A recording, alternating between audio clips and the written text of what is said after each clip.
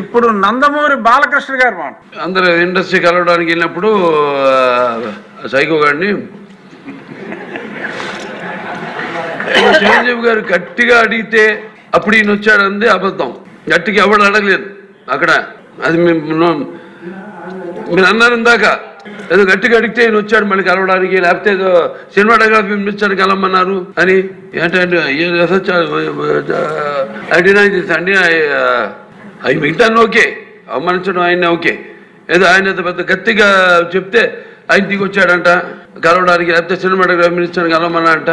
మనకు కూడా నాకు ఇన్విటేషన్ వచ్చింది ఇక్కడ ఫిల్మ్ డెవలప్మెంట్ ఒక లిస్ట్ తయారు చేయమని. నాది 9వ పేరు వేశారు.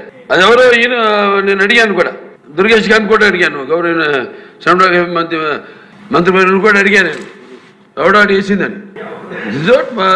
Respect human being, even opposition ఆర్ రాస్ 9వ పేరు వేశారు.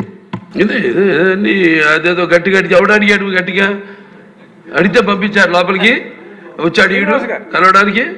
Sorry, I want to clarify this. Very good sir. Sense